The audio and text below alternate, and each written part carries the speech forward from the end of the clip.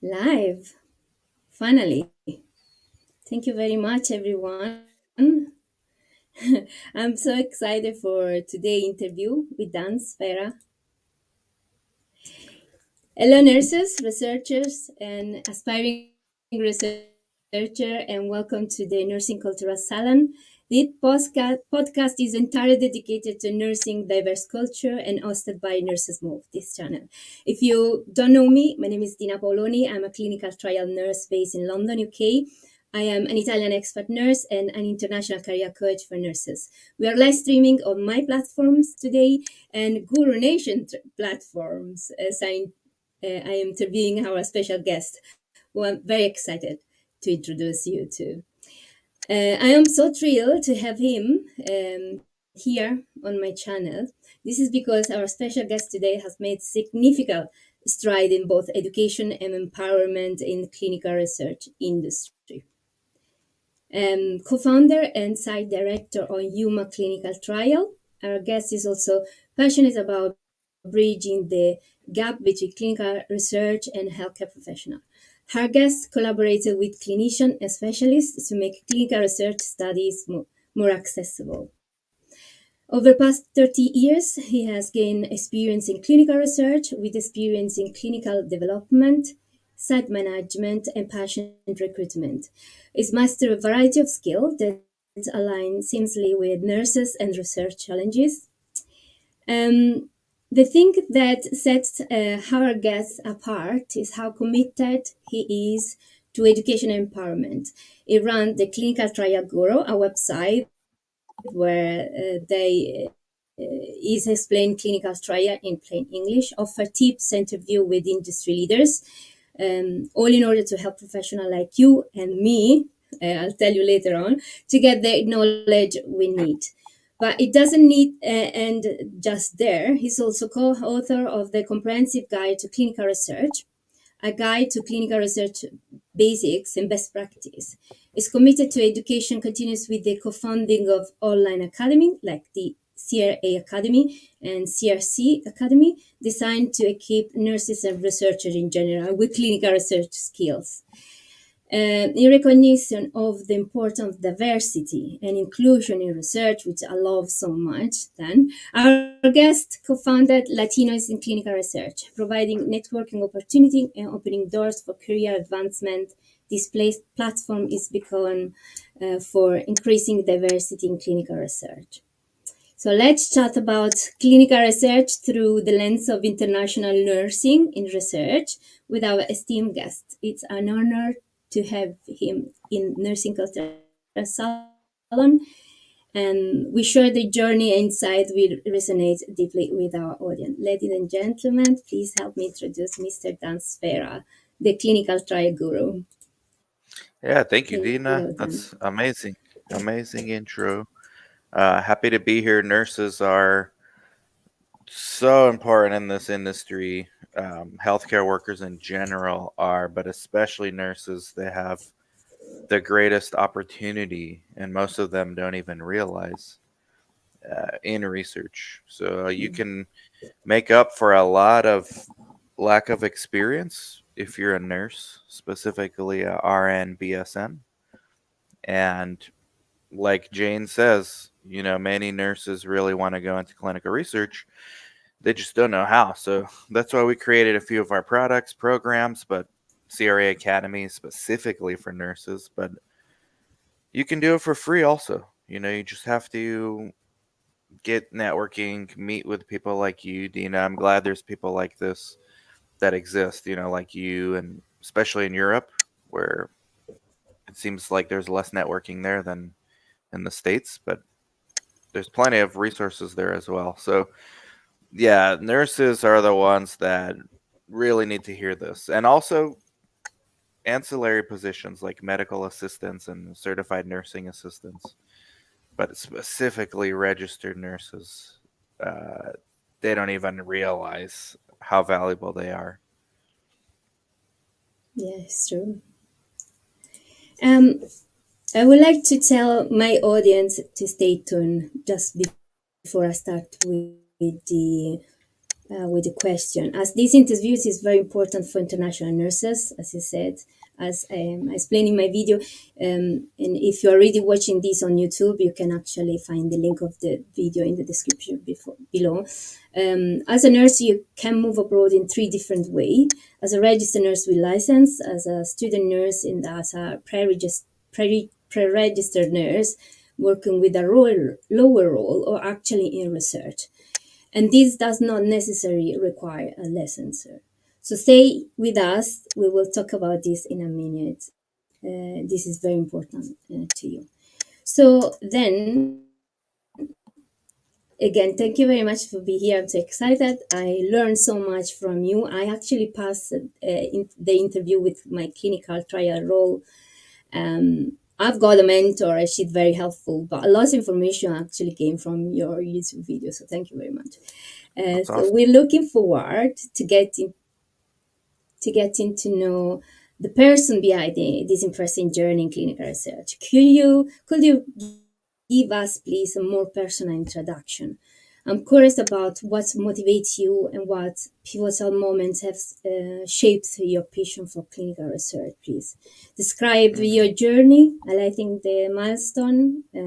Yes, I believe we have some delays in our connection, especially mine, probably because it's raining in London. Sorry about that.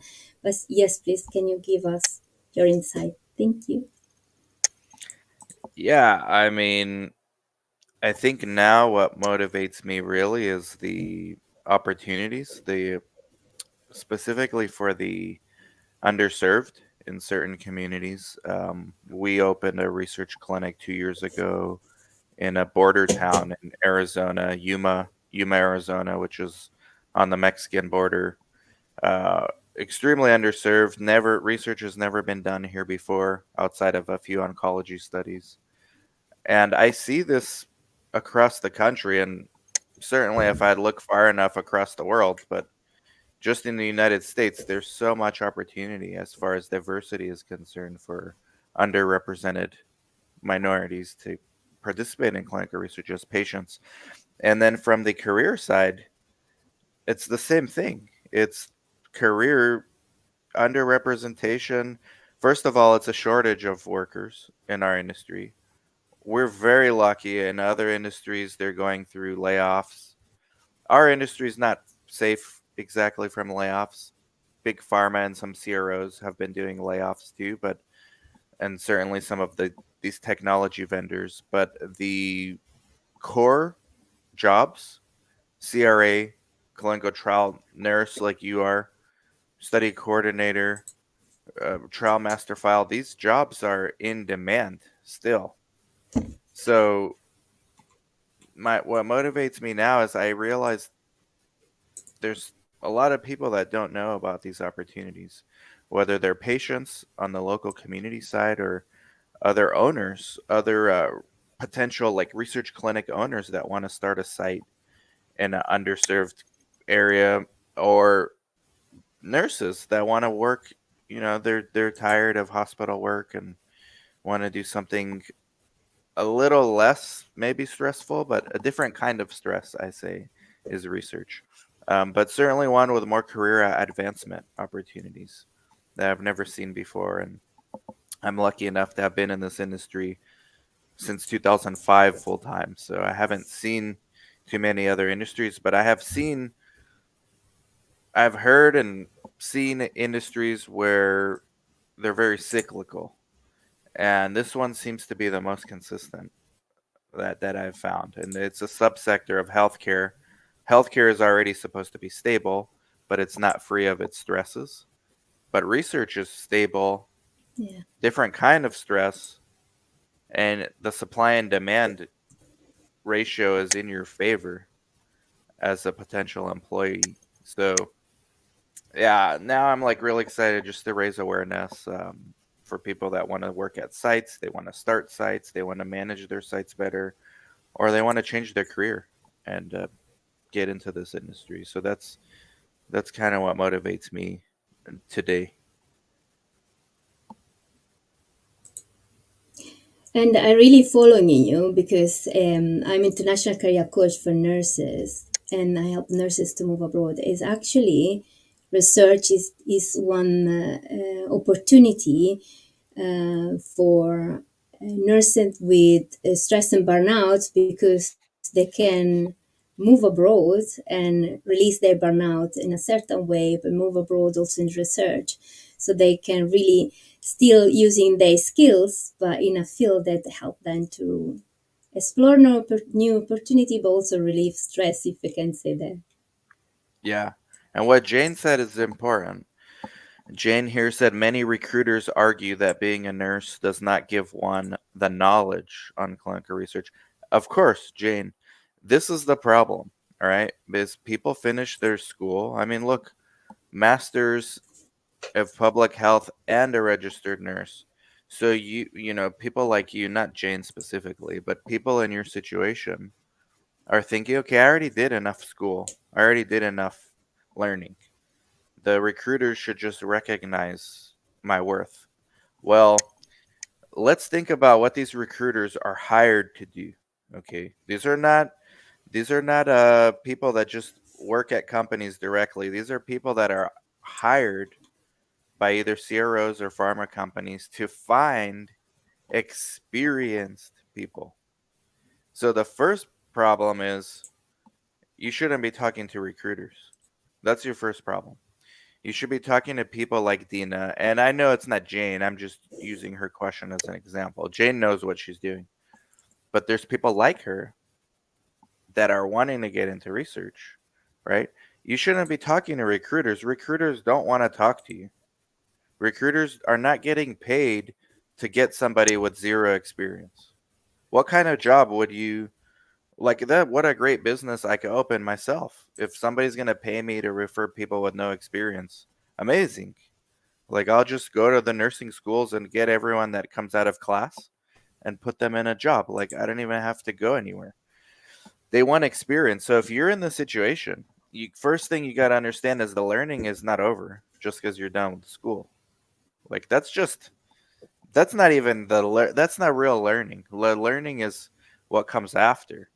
And what comes after is networking with people like Dina, getting on LinkedIn, going to your local meetups, ACRP, SOCRA, conferences like ours, Save Our Sites, SOS conference. Now the learning just begins. So you got to work your way into a research clinic, I think is the first place to go. Small research clinic. Or if you can get into a CRO or or a sponsor if you're lucky enough, but you won't be a CRA right away. But that doesn't mean in a year or two you won't be a CRA. And now you're advanced. Now you're going well above and beyond your peers because you started out. Now you have the site experience or you have the basic fundamentals of research, which you can't really find in a book. I mean, we can help, but you can't tell a recruiter, hey, I read this book, so hire me because I read this book and I have a nursing degree. Like, they don't care. I'm not that important. Okay, but working at a job is what they care about. So get yourself a role. It's not going to pay you what you want right away, but eventually it will. And it's better than going into debt and getting another advanced degree. Because the mistake a lot of people make is, oh, well, I have an MPH and an RN, but still no one's hiring me. So it must mean I need a PhD. And then they go in debt, six figures, more, more years, and then they come out, and now after their RN, it's another comma, PhD, and they get the same response. It's not going to do anything. You're just going in more debt. So bet rather than work in debt, take a job that's below your qualifications, just slightly below to get the experience, and then work your way up. And so now you're making money, you're not going in debt, and you're learning, you're getting more valuable education on the job than you would be at any PhD program. But people will still ignore me and do what they want to do because they've been trained that this is what you do. You go to school, you learn. If you want to advance, you go to school again. And then that's not how it works anymore in 2024.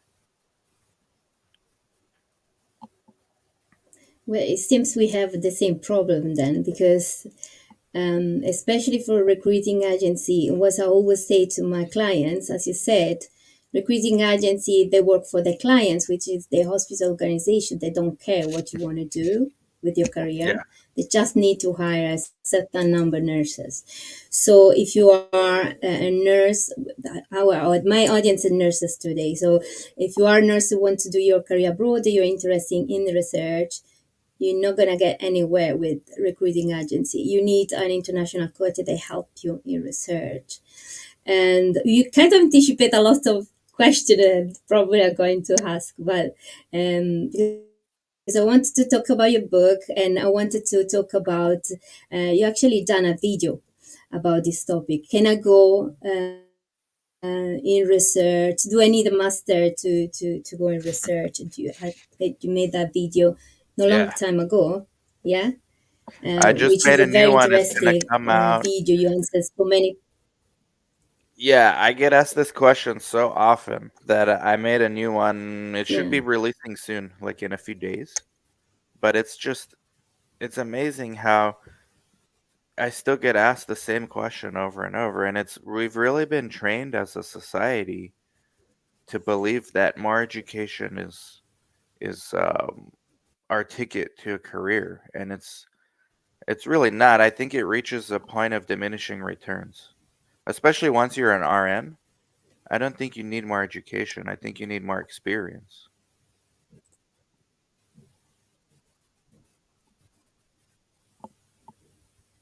Yeah, exactly. And just go and find the job that allow you to build your experience. Um, then I am an international career coach for nurses, and I run an online program, Successful Expert Nurse Accelerator, to help international nurses to move abroad safely. I help them to find the perfect landing job opportunity for them abroad. Um, and just stay with this argument we are talking about now. Um, because clinical research is a dynamic field with a variety of opportunity, to your experience and expertise, can you give us some insights on how really go to research if, as a nurse, we want to moving abroad? Because I saw so many video of you. I saw that you interview different doctor that they were able to find a job in research without actually go through their licensing. So they just go through the job as a CRC, for example. Right. Do you Yeah. think there is an opportunity for nurses to? Thank you. Yes. Of course. International medical graduates are also a very special group in the space that they don't realize. But the nurses, it's the same thing. It's even better because you can, if you are a RN, there's a stigma that comes with being a doctor, especially a foreign doctor, that there's a negative stigma associated with their international medical graduates, so physicians, that they're overqualified and they won't take direction from someone with less education than them. But the RNs don't have this stigma. So the RN, you come in, if you immigrate to another country, let's say specifically US or Canada, which is the popular destinations for international Yeah, RNs, they like your equivalency is fine in the US. You know, you're not going to be able to practice as a RN maybe in the US, but you have the education. And when you work at a site, I just took a GCP training course yesterday. I had to redo my GCP. Okay, this is the basic of research. It tells you it had on two columns. This is medical treatment. This is research. What's the difference? And it trained you from the beginnings. Medical treatment, you're giving care. Research is research.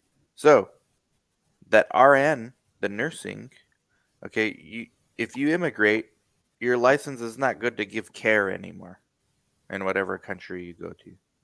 But your yeah, knowledge, no one can take that away. And in research, it's source documentation exactly. and knowledge and working with the doctor who is licensed in that country to take care of the patients. So of course they want to hire you. You're the one they want to hire. You already don't need training in half of the job. You're just going to need training in the research side. And if you come prepared, all right, this is the fundamentals. This is not going to prepare you for if you're going to interview with an asthma clinic or if you're going to interview with a gastroenterology clinic.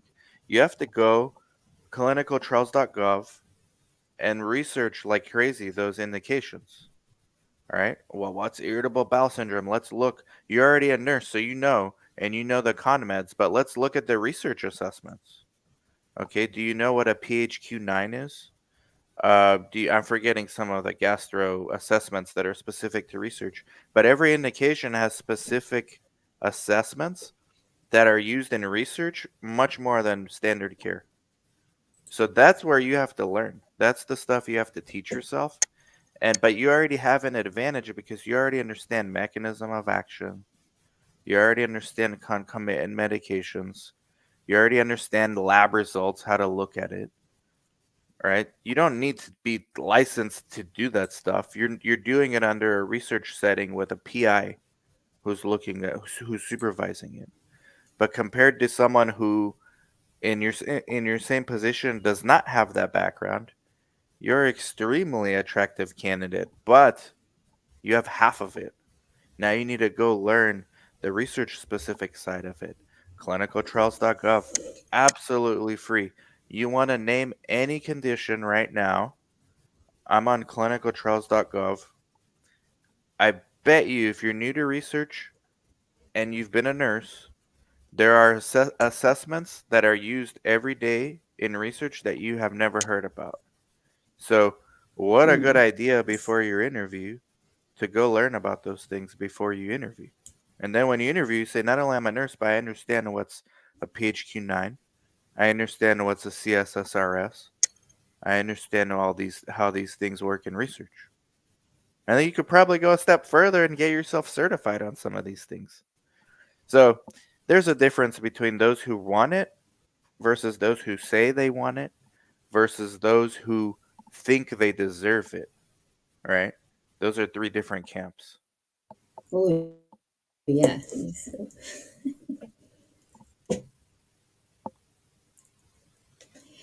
I'm really sorry for this delay. I try to work behind the scene in the studio. We got Selma, which is a pharmacist. If you can read Ah, the comment. And I yes, think that what you say is really applied to pharmacists, kind of, of course. isn't it? It applies to everyone. If you have medical knowledge, you have a rare skill set. Okay, if you immigrate to any country, specifically US or Canada, you but you don't even have to immigrate. I've interviewed people that have stayed in their countries. There's Selma's from Bosnia. Uh, I interviewed the closest to you was in Serbia. Somebody that's I mean they do it. There's a robust industries now in Europe too that you don't even have to leave, and it's the same strategy there too. By the way, like immigrate doesn't change that you don't know research. So when you if you Yeah, don't know exception. anything about research in Bosnia and you move to Canada, you don't know anything about research in Canada either. So you can start before you immigrate. Start in Bosnia. There's research clinics everywhere now. Uh, the smaller is better. So the smallest you can go, the better, because the more skills you're going to learn in research specifically. But yeah, that applies to pharmacists, of course. And once you're a pharmacist, you can do things like study pharmacist. Like it opens up a whole nother opportunities for you. There's blinded, unblinded. There's a whole world of just people needing blinded and unblinded pharmacists. Yesterday, someone asked me, "Can you make a video of how you put the blinding yellow tape on a syringe?" I'm like, "Yeah, I can do that, but what's it gonna do for you? Like, do you still have to understand the log? You know, the tape is putting tape on a syringe is not the part that needs a video. You know, it's all the stuff behind the scenes that I can't necessarily show you." Exactly.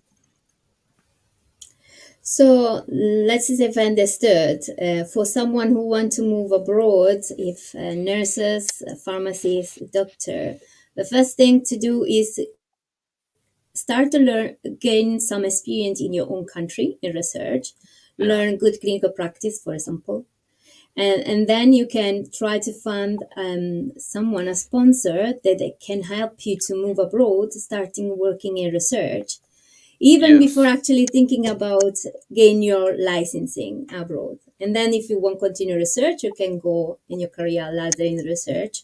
Otherwise, you take your own licensing and you go with other specialty.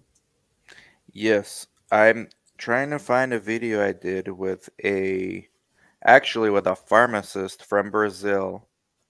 I remember doing it during COVID. Mhm. Um, because we were locked up in the Oh, cool. house, Okay. and I was just interviewing people like constantly. Anyways, on my channel, anyone could message me. I'll find you the link. Right now, I can't find it, but there's and this is the No problem. strategy. You don't Yes. even need to watch it. She is a pharmacist from Brazil, right? She wanted to move to the U.S. with her husband, but she got a job Mhm. at Icon in Brazil. And then after she worked there like I think it was 3 or 5 years, she told them like, "Hey, I want to work in the U.S." Um, so they transferred her to the US and they took care of all that sponsorship stuff. So a Yeah. lot of time people just want to they want to move first and then like immigrating is hard enough without changing career. Exactly. So now you want to Hmm. immigrate and change career. I Yeah. mean, you can do it, but it makes more sense to me to change your career first before you immigrate. Yeah. And then if you want to then move. It's just easier.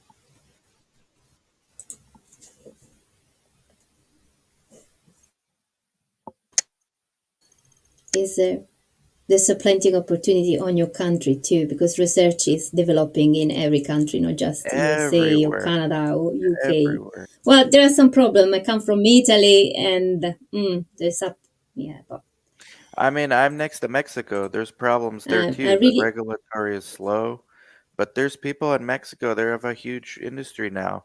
You know, every Latin America used to be behind. Now they're catching up, and it's people are doing it there too. So it's everywhere. It's possible. Although we're, of course, U.S. and Canada and UK are like the most advanced, maybe as far as opportunities. But mhm, that doesn't mean opportunities do not exist in your country either, especially when it's such a small industry. If there's a supply and demand, here's the thing, there's a supply and demand problem for workers in the US and Canada, which are the most competitive markets. If we have a supply and demand problem, mhm. I would bet any other country has a supply and demand problem too.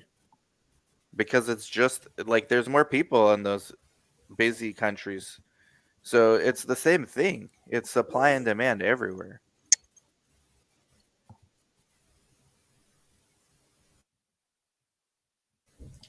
I do apologies again for the delay. Anyway, your commitment then to education is evident through platform like the Clinical Trial Guru and in your online academies too.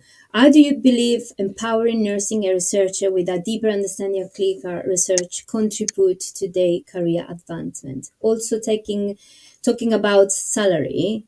I don't know if you can give me this answer, but how much an international nurse could potentially earn in USA or Canada? I ask you this question because, well, people that want to move abroad need to know this important thing, but especially Yeah, nurses, sometimes they, not in a good way, but sometimes they choose the country because of the salary, not because of the work conditions. So, sure. thank you. Um, again, it's inexperience versus experience. So if you're starting out entry level, I mean, if you're gonna Mhm. start at a Cool. research site, you're looking at 60,000. If you're a RN, you're looking at $60,000 a year to start. If you once you get to CRA, it's 90 to 120, and then it's up to you to make it more because it seems to be stuck at that level. Like once you hit 100,000, 120,000 a year, if you don't do something to improve yourself constantly or network, you're going to get stuck at the same salary. So, what a lot of people do is they become contractors or they take multiple contracts. Then you can make much more than 100,000 a year. You can make two. I knew someone that was contract CRA that was doing 300,000 a year, and this was in 2012 before inflation. So Mhm. it's possible to make a lot, and then there's life beyond CRA. Like CRA, I think a lot of people think CRA is the destination. I think CRA is also a stepping stone. I mean, if you look at these study directors running these biotech program studies at the biotech or small sponsor level, or even the big pharma, or if you look at team leader or clinical trial manager, or if you get into like regulatory affairs or medical writing and you really find a niche for yourself, it's a lot more than that. And if you own your own business, like a lot of CRAs decide they want to be a CRO or they want to start their own consulting for regulatory affairs, or they want, I mean, there's so many things you can do. But that's like the floor. You shouldn't expect the streets to be paved with gold when you move to US or Canada. That's not how it is because it's the most competitive market, right? So the salaries start low, but it based on the individual how far you want to take it. But you have to be realistic with yourself too. So I think there's a lot of people like they think that the high salary comes early on just because they're an RN or a pharmacist, and the high salary will come, but it's after a year or two. The first year is like low. The employer is testing you out. They want to see if you like. First of all, you have to think about the employer. If you've never done research, okay, and I'm hiring you, how do I know you're going to actually like it? So I'm wasting my first 3 months training you, anyways. You're not doing anything to make me money those first 3 months. So if I'm training you for 3 months, I'm not making money with you, and you decide, no, it's not for me, I'm going to do something else. Well, why did I pay you like so much? So we don't pay a lot for entry level. But once we find somebody that's worth keeping, that we know, okay, this person, they do have what it takes to be in research, they like it, that's when we want to keep these employees. And we do anything we can to keep the best ones. Like Kelvin says, I would even recommend Exactly. going into independent contracting, but only after you get the experience, right? All that stuff comes later. The gold after the rainbow comes later, but what comes before the rainbow is rain, right? That's what, like in London where As Dina's in at, it rained. everywhere. Yeah. Exactly, it's raining. Um, yes, of course, but of course we need to gain experience, and Yeah. the opportunity are plenty. By the way, network with someone I like really try Kelvin. to work. Like the people say, well, how do I network? Well, look at the people in the live stream chats. All right, these guys are, some people are running CROs. All right, other people like Calvin, he's a senior regulatory specialist at a, I think it's at like a small biotech or something. Um, I mean, these are the people you want to network with.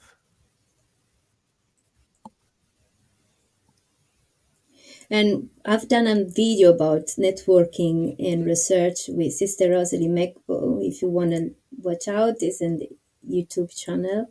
I can put the link in the description below if you're watching live now with us. If you're on YouTube already watching from YouTube, video edited, you can find the description below. Um, what I like about you then is that you think and act outside the box. The way you present yourself and the way you communicate clinical trial is completely, is that I would say, at the antithesis of what people are used to. Hmm. By the way, this for me and it's a compliment, so I wanted to say that. Oh, thank you. You're very interested in supporting diversity and minority in research, and I really thank you for that. Thank you very much for that. First of all, can you please tell us why you are so interested in helping minority? And secondly, can you tell us about Latinos in clinical research and about SOS conference, Save Our Site conference? All Thank you. right, thank you. Which is Yeah, very different way to talk about clinical trials. man, hopefully we see more of you guys at a saveoursites.com. We tried to make a very affordable conference. 10 times. You said unconventional. I appreciate that. I believe it's just who I am. Like on the videos, off the videos, I'm the same person. I don't need to change to be different for videos or conferences. So our conference is unconventional as well. It's not $2,000. It's $200. We don't pay people to speak, and people don't pay us to speak. Like we vote who we think people want to see, and it's very democratic meritocracy. So I start with Save Our Sites first because Latinos in Clinical Research owns a part of Save Our Sites. There's three owners. It's Latinos in Clinical Okay. Research, which is me included in that group. Then there's Brad Hightower and Dr. Daniel Fox, which I'm going live with them later on today.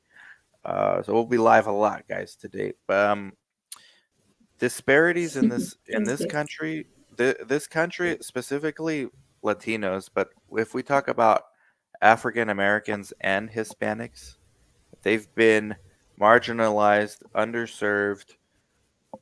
There's been atrocities done to, in the case of African Americans, with syphilis study and from the 50s, uh, 40s, 50s, 60s. It didn't come out till the 70s actually.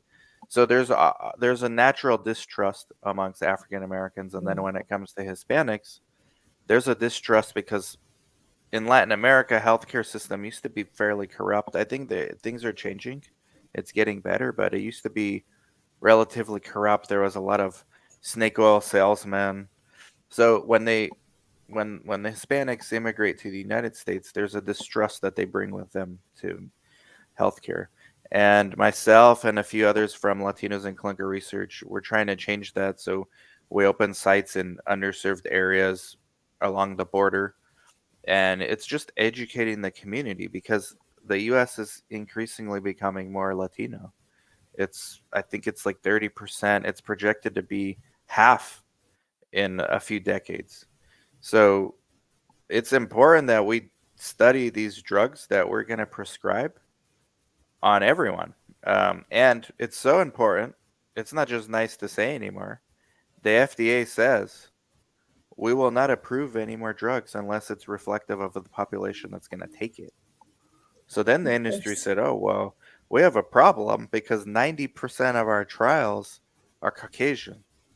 And we have a problem because 90% of the US is not Mm, Caucasian. So that's where yeah, now there's money being invested into this kind of stuff. Latinos in Clinical Research actually doesn't make any money. It's a brand, it's a marketing brand through we have education, we have University of Research, CRA Academy, Save Our Sites. We're really trying to encourage people to work in this industry that are from minority backgrounds and also advance their careers, like Kelvin said. Going independent contract, start your own clinic, become entrepreneurial. One of the things I love about the United States, with all our problems, it's still the most entrepreneurial country in the world. And that means you can solve, instead of just sitting there complaining, you can actually solve problems and get rewarded for it uh, financially if you do it. So that's what we're trying to do. Mitch, see, this is a guy, Mitchell. He'll be happy to connect with anyone interested in networking. These are the kind of people you need to connect with, right? It's not go to get a PhD. If you have an hour long Zoom with exactly. Mitch, that's like a PhD class that he's going to give you for free, right? Same thing with Dina. Say, like, you don't need to go into debt. But anyway, so back to the Latino. We're trying to inspire people to make change, and I think that we're doing Yes, it. But I absolutely. think that we're a long, long way from accomplishing the goal, but with enough people working. And this is why saveoursites.com is so important. As everything is getting more consolidated in our industry in the US, healthcare systems are buying everything. IRB's own technology, IRB's own sites. We need the entrepreneurial spirit because that's what can achieve the most disproportionate level of results is the smaller companies, the entrepreneurial spirits. Ultimately those companies mature and they get acquired and you lose a sense of that entrepreneurial spirit because now it's a management company and what they're looking is cash on cash return.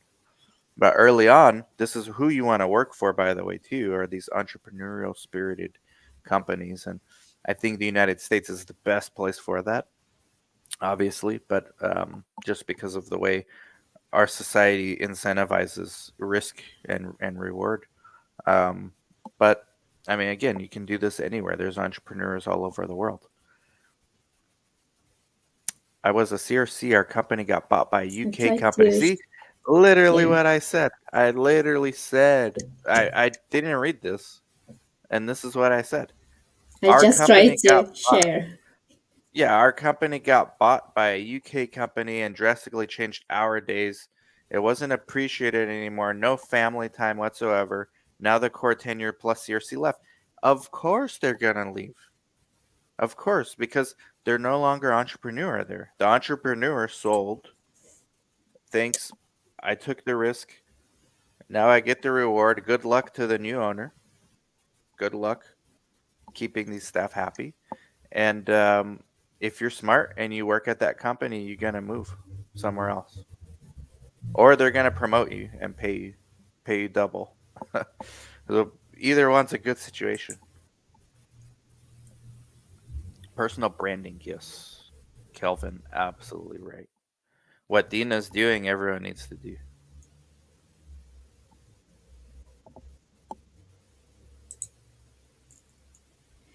It's very slow. I'm so sorry about that. That's all right. What about Save Our Site conference? When is, Love it. Love how it. can we February access 2nd. and when are you going to? Okay, February 2nd. So I'm going to put the Okay. website here www.saveoursites.com. I don't go to too many conferences. I will be there, of course. It's in Tucson, Arizona in February. It's like very warm. It's going to be warm where the rest of the world is freezing with blizzards and rain. It's going to be probably sunny and like 70 degrees. So saveoursites.com, it's 200 bucks, 250. When we started, you should have been following and buy your tickets early because it was a year ago it was $50. We were selling tickets. Now that Oh, we moved okay. it to 150, now we're moving to 250 and we're going to stop no more tickets after 500. So 500 tickets and that's it. We don't want like a huge thing. We want intimate people to make one-on-one relationship. We want people to come there, get hired, switch careers. Maybe they work at a UK company that drastically changed our days and work wasn't appreciated anymore and it was horrible and no family time whatsoever. They could come here and they meet someone to say, "Hey, Yeah. well, why don't I work for this person? This is better." Well, we're hiring and nowadays we didn't even talk about this. Like 40% of the jobs are remote. My first employee at Yuma Clinical Trials lived in Exactly. Boston. She lived across the country in Boston. That was my first employee. Then I hired locally. She got hired by Harvard. All right, shout out to Samantha Anderson. She's amazing too. You guys should go connect. And then I hired locally because we need people to actually draw blood. You can't do that through Zoom. I need to get your vein and draw blood. But Of there's still course. jobs that are remote. There's like quality assurance.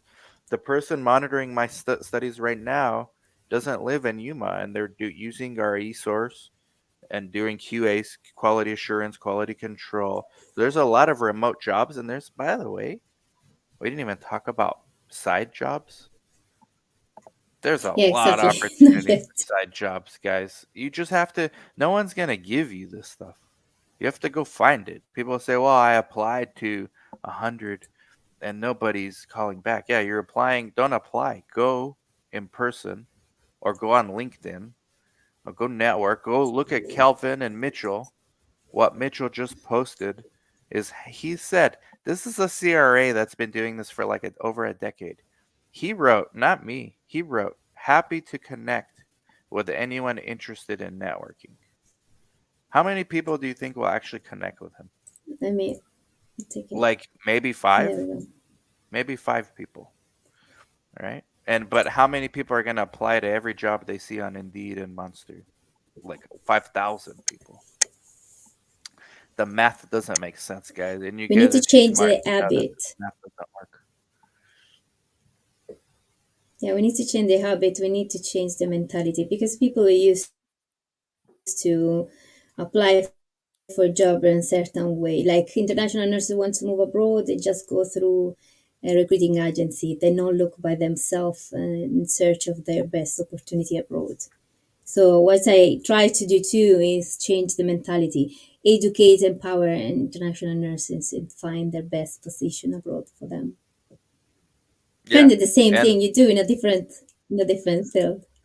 look at what the everyone else is doing and don't do that. Okay.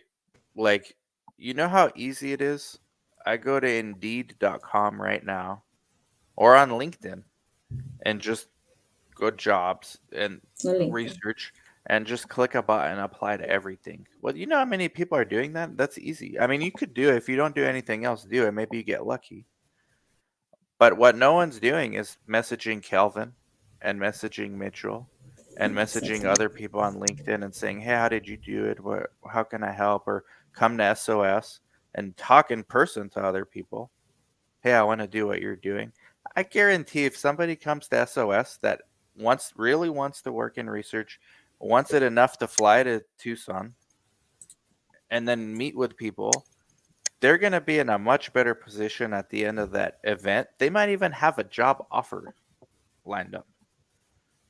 So this is what you need to do, not just sit in your house and apply on Indeed to everything. Everyone's doing this. You guys are nursing student. You took calculus probably 2, calculus 3, and you don't understand that this simple math doesn't make sense. 5,000 versus 5. Like what's a better chance? But be smart though. Don't just write a message, a text, say, do you have a job for me? You just interact, start to Yeah, become uh, it's more it's friends with the statistics. person. Simple Ask statistics. question. Um, Let me highlight if I can. Just read comment before I go ahead. So it's not possible to move to the USA as a new graduate. Yes, if you want to, if a nurse you want to move as a registered nurse, you need to pass your examination for gain your licensing. Of course, if you want to go in research and you can gain some experience back in your country, and then you can start to find opportunity in research in the USA, as I said before, and then you can go ahead with your career. I kind of have the last question then. Yeah. You show your book so many times, and this is one of my question actually. So you are Yeah. as a co-author of the Comprehensive Guide to Clinical Research. You contributed to valuable resources for professionals in their field. Can you highlight key insights from the book that you believed are crucial for nursing and research to navigate the complexity, of clinical research effectively to move abroad?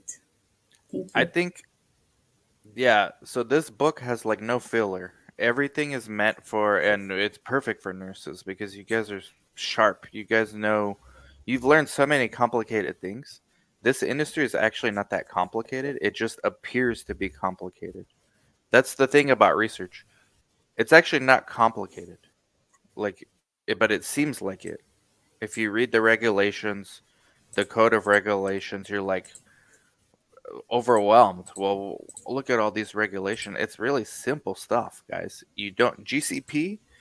You want to talk about GCP like in a nutshell? It's don't harm the patient. Research is not medical care.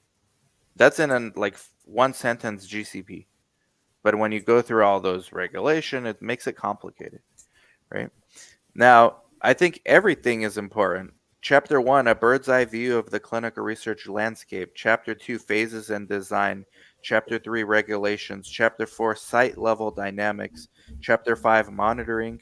Chapter 6 is the CRO and sponsors. Chapter 7 is jobs. Chapter 8 is common vendors, useful certification. Everything. And it's not like an encyclopedia. This thing is like 200 pages with pictures, and then charts, and it's meant to be like just figure out what, like, if you have a job, if one of your jobs is going to be at a CRO, well, go to chapter 6 sponsor dynamic and read about CRO. If one of your job interviews is going to be at a site, well, go to chapter 4. Okay, and then if you have more time, read the other stuff on regulations. So it's meant to just pick up, read, solve a problem, and move on and give it to someone else after that who needs it too.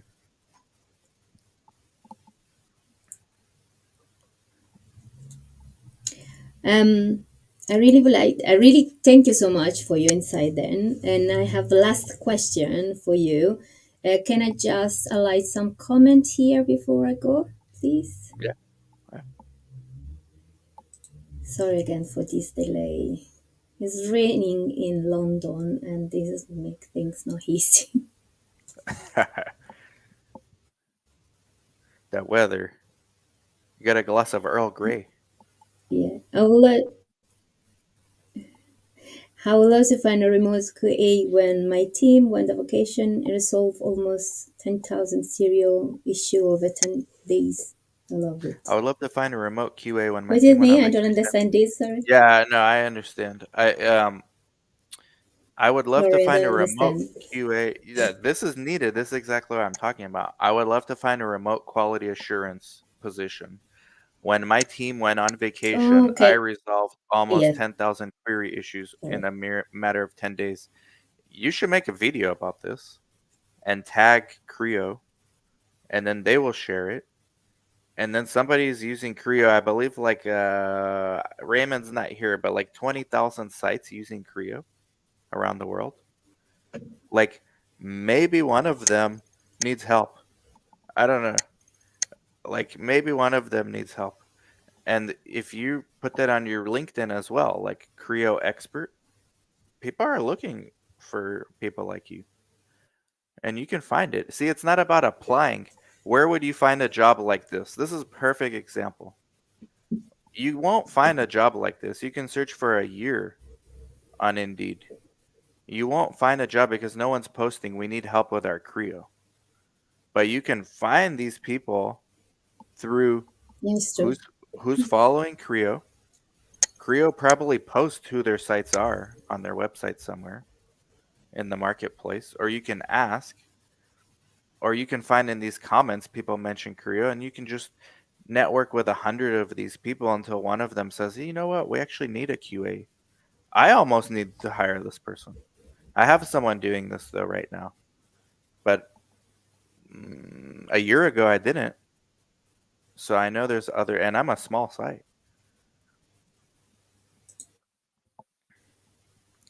These stock people love it. AQST, I don't know, still holding.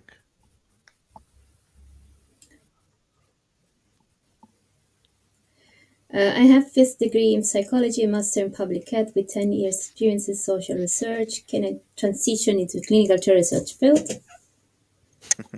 So the answer to this, no matter how unique, is always yes. Even if you didn't have any of this, the answer is yes.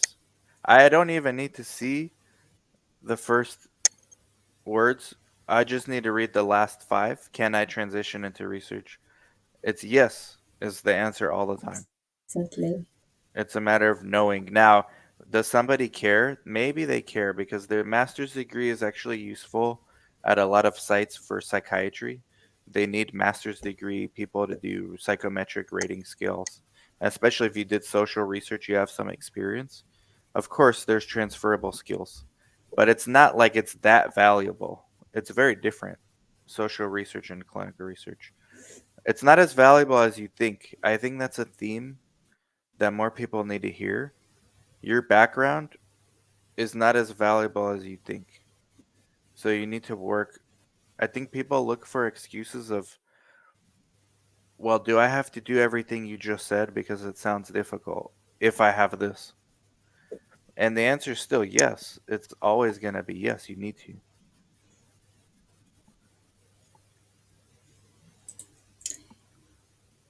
And Not a doctor.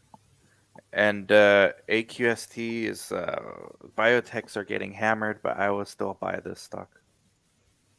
Not financial advice or medical advice because I'm not a doctor. yeah, me too. Okay, then. I really thank you so much for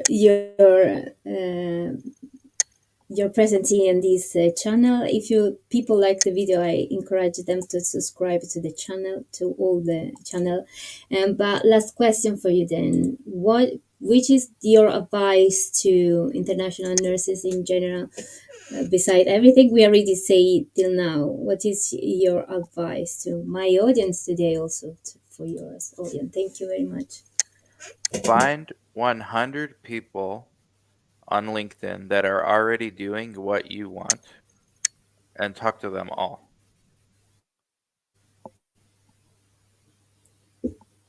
Thank you very much. Dan, it's been a pleasure.